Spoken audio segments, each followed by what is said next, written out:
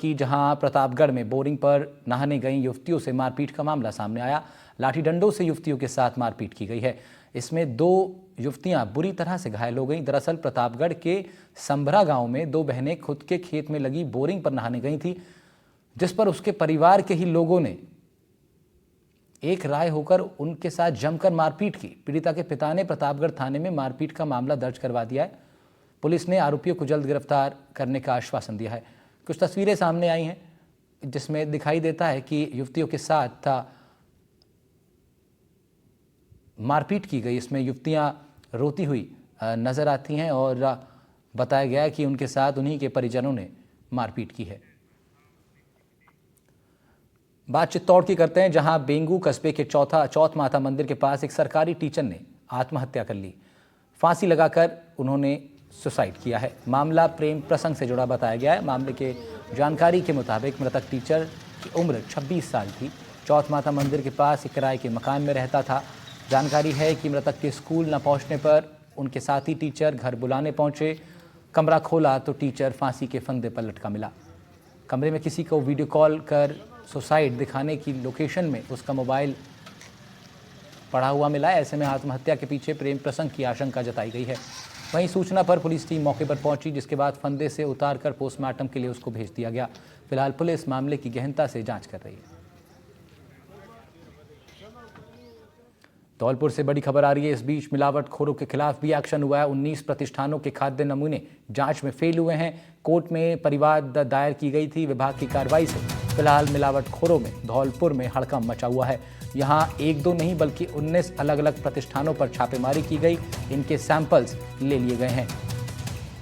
ज्यादातर samples fail हुए हैं जांच में, जिनको अब जमीन में दबाकर नष्ट किया जा रहा है।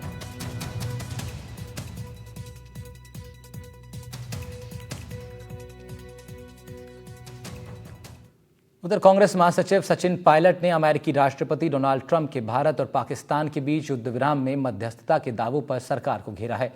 उन्होंने पहलगाम हमले और ऑपरेशन सिंदूर का राजनीतिकरण करने की कोशिशों पर सवाल उठाए हैं। क्या कहा सचिन पायलट ने, दिखाते हैं आपको।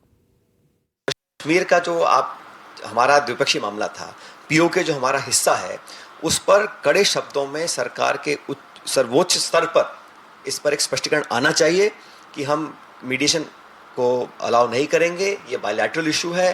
पाकिस्तान ऑक्यूपाइड कश्मीर हमारा अभिन्न हिस्सा है और हमने किसी ट्रेड के लालच में या किसी के दबाव में सीज़फायर नहीं किया है।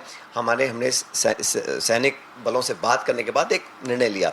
लेकिन जिस प्रकार घोषणा हो रही है, ट्रंप साहब कर अमेरिकी राष्ट्रपति ने जितना भी अब तक सोशल मीडिया पे पोस्ट डाला है, एक बार आतंकवादी शब्द का प्रयोग नहीं किया। हमारा मसला आतंकवाद है, कश्मीर मसला नहीं है। कश्मीर तो हमारा है ही, लेकिन आतंकवाद पे ना तो अमेरिका ने एक शब्द बोला, ना एक बार कहा कि पाकिस्तान जो स्पॉन्सर करता है आतंकवादियों को, उस पर विराम लगना चाहिए और भविष्य में पाकिस्तानी ज़मीन पर इस प्रकार की घटनाओं को अंजाम देने की ताकतें पैदा नहीं होंगी। इसका स्पष्टीकरण भी भारत को सुनिश्चित करना चाहिए। भारत की फौजें किसी दल, किसी नेता, किसी विचारधारा या किसी सरकार की नहीं है।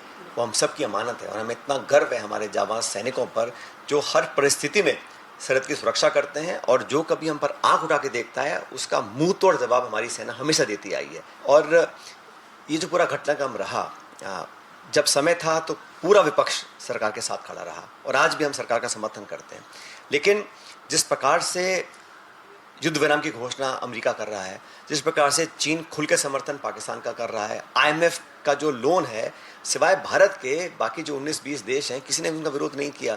तो हम लोगों को कहीं ना कहीं अपने आप को और सक्षम बनाना पड़ेगा, ताकि जो आतंकवादियों को पनाह देते हैं, जहां ओसामा बिन को सालों तक रखा गया, तमाम नामी गिरामी दुनिया भर के जो आतंकवादी हैं वो पाकिस्तान में पले बड़े हैं, सब दुनिया देश जानती, पूरे विश्व इस बात को जानता है।